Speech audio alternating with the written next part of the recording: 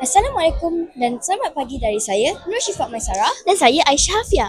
Kami Kru TV PSS ETO. Salam merintis kemenjadian. Aisyah, kita sekarang berada di World Trade Center Kuala Lumpur sempena Pesta Buku Kebangsaan yang ke-42 yang telah pun berlangsung sejak 23 Mei hingga 1 Jun nanti.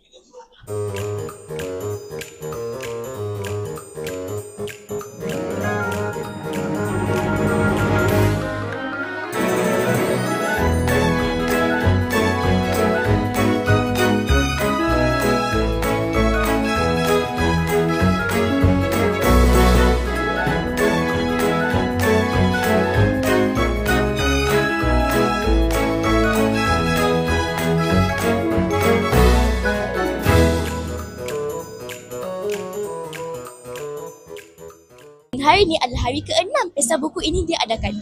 Pesta Buku tahun ini melibatkan 230 pempamer tempatan dan 28 pempamer dari luar negara termasuk penerbit dari ASEAN.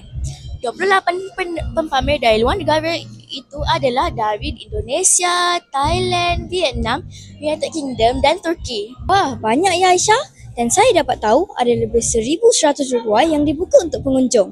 PBAKL tahun ini bermula lebih awal daripada tahun-tahun sebelum ni dan mensasarkan 1.9 juta pengunjung tahu.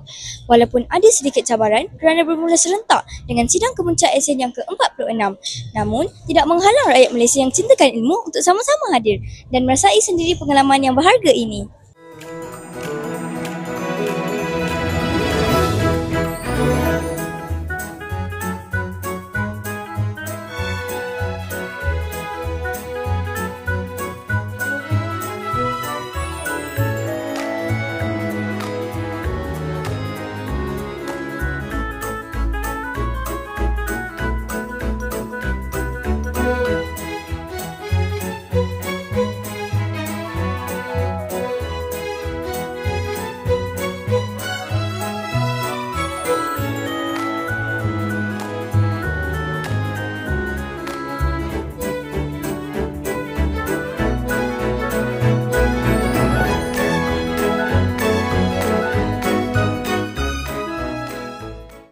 Aisyah, saya dah tak sabar ni nak pergi pusing-pusing. Nampak ada banyak buku cerita, novel, majalah, buku-buku rujukan, buku untuk kanak-kanak, orang dewasa, semua ada.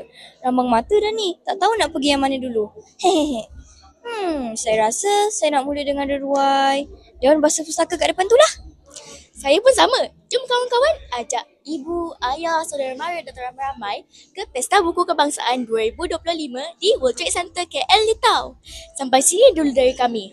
Kru TV PSS ETO. Salam merintis kemenjadian. Dari idea jadi realiti. Ya.